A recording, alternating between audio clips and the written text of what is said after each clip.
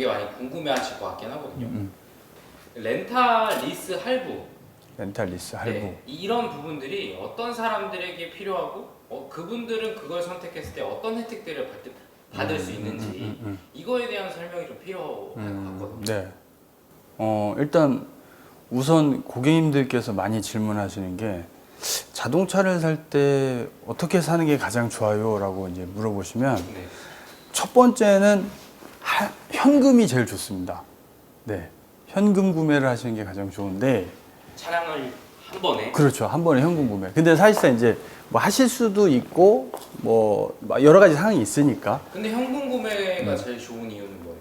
깔끔하니까 심플하게 딱 현금. 대출 이자도 없죠. 뭐 없고 뭐 현금으로 사니까 금리 이자도 안 내도 되고 네. 잡비용들이 줄 수가 있죠. 그건 어찌됐든 차량 구매에만 그렇죠. 해당하는 거죠. 그러니까 자동차를 구매할 때 이제 크게 카테고리를 보면 말씀하신 것처럼 자 현금, 네. 할부, 리스가 있는데 이 리스가 운용 리스가 있고 금융 리스가 있어요. 네. 그 안에 또 그다음에 이제 장기 렌탈.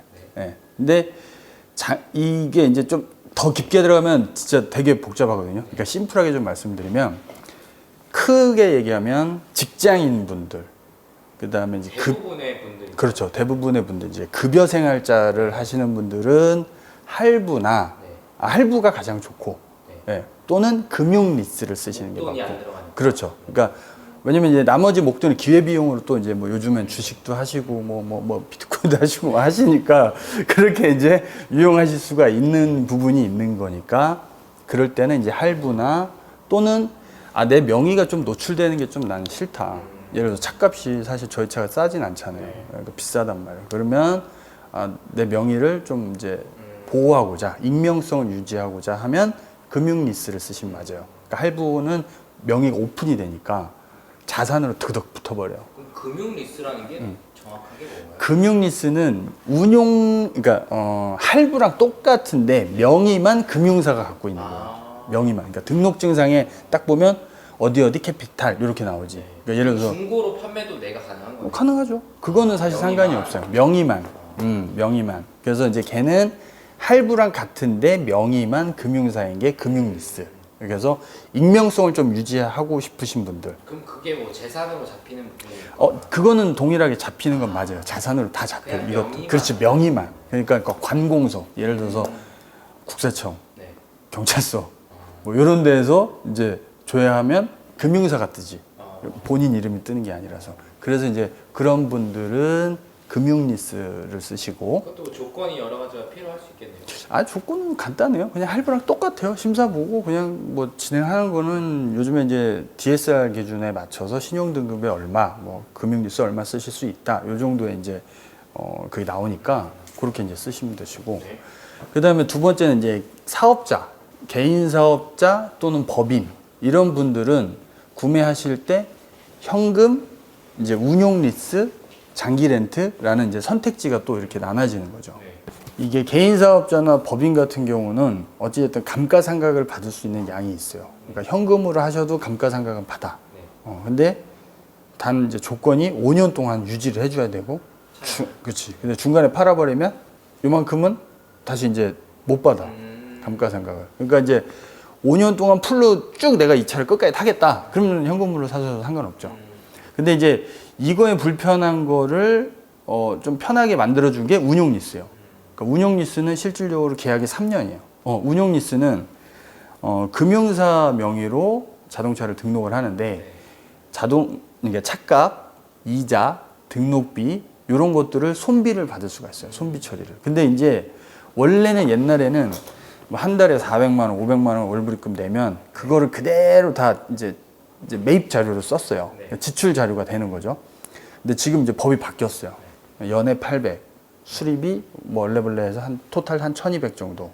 그러니까 그것도 이제 일지를 쓰는 조건으로. 그러니까 1년에 1200만 원씩만 손비를 할 수 있게끔 법이 바뀌었어요. 근데 이제 옛날에는 실질적으로 이게 리미티드가 있었는데 지금은 법이 다시 바뀌어서 리미티드가 없어져서 소멸 때까지야. 쭉. 그래서 손비는 다 받을 수가 있어요. 다만 시간이 좀 걸린다. 근데 자동차를 내가 하나를 샀는데 또 추가 구매할 수도 있잖아.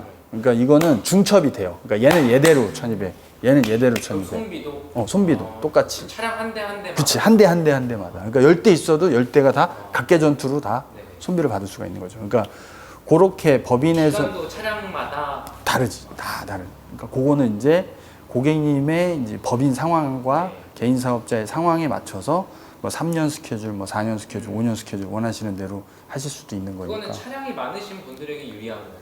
뭐 많이 필요해요. 차량이 뭐 그럴 수도 있고 뭐 사실상 한 대 하셔도 결과적으로 그냥 내가 비용 처리를 하기가 좀 편한 방법이 뭘까 해서 나온 게 운영이었어 이게.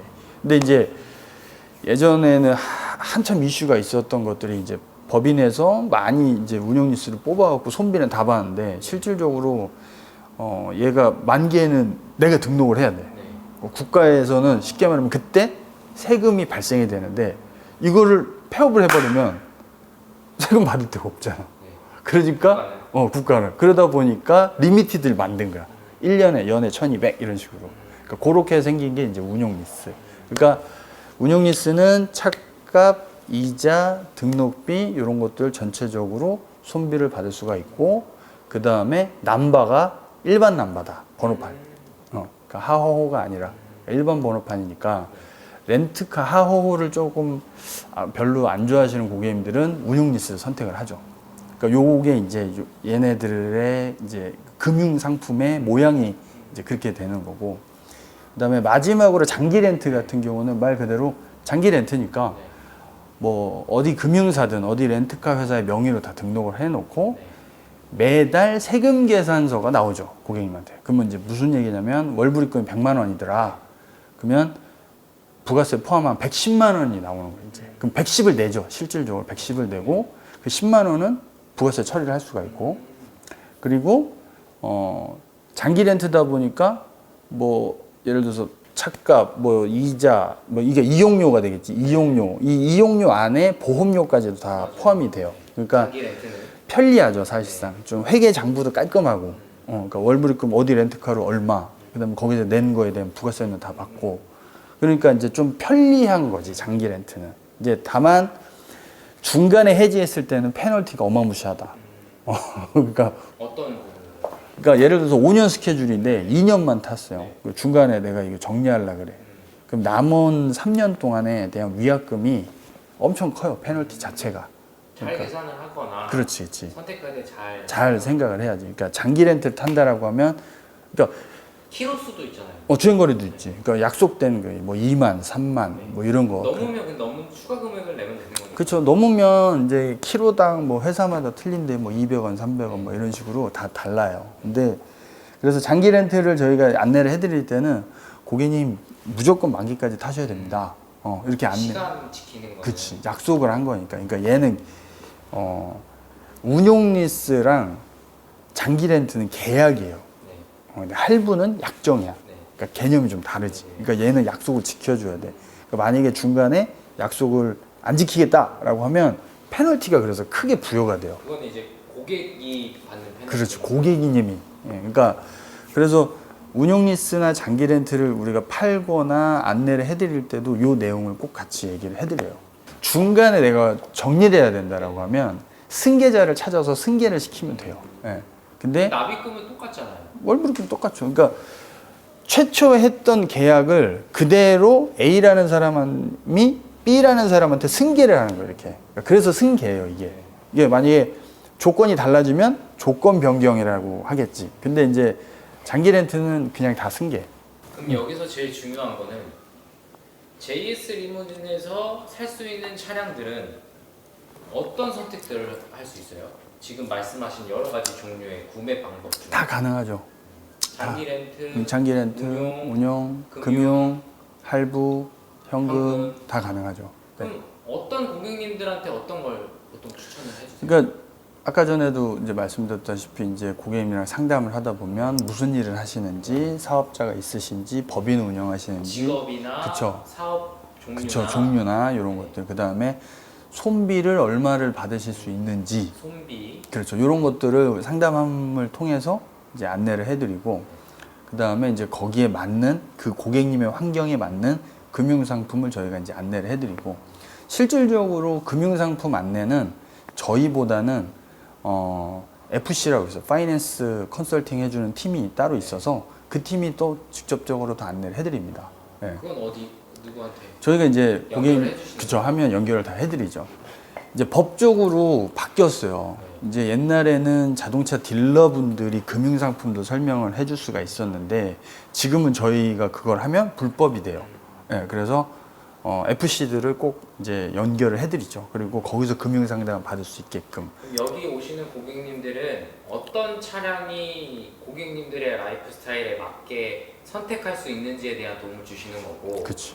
그 다음에 FC, 그쵸. FC 분들을 통해서 그래서 금융상품. 어떤 상품으로 구매를 하는 게 이득이고 그렇죠. 더 편안한 건지 그쵸, 그쵸. 그거에 대한 소개가 두 단계를 거치면 그렇죠, 그 그렇죠. 차량이 구매해서 내가 받을 수 있는 맞습니다. 네. 부분인 거네요. 네네네. 그다음에 금융사들이랑도 저희가 이제 연계가 많이 되어 있어요. 이제 그래서 하나씩 만들어놔서 지금은 이제 비교 견적도 해드리니까 예를 들어서 뭐 KB캐피탈, 뭐 오릭스, 메리츠 뭐 이런 금융사들이 많은데 등등등등 뭐 현대캐피탈도 그렇고 뭐 이런 것들을 금융사들이 이게 금리가 매주 달라져요. 다 계속 달라지고. 특히 장기 렌트를 구매하시는 분들은 실질적으로 렌트카 회사마다 보험률이 계속 달라져요. 이렇게. 그러니까 옛날에는 어디가 쌌는데 그래서 그 느낌대로 딱 그걸로 계약하시면 안 돼요. 그때도 매일매일 달라져요. 그쵸. 비교를 해놓고 그 중에서 좋은 쪽으로 가시는 게 맞다. 네, 그래서 그런 것들을 저희가 이제 중간에서 조율을 다 해드리죠. 저희는 이게 업이니까 아무래도 정보의 양이 실시간으로 계속 들어오고 지금은 어디가 좋고 지금은 어디가 나쁘고 이런 것들을 판단할 수 있기 때문에 궁금하신 게 있으시면 언제든지 연락을 주십시오. 그러면 저희가 실시간으로 확인된 정보를 안내를 드리도록 하겠습니다. 감사합니다.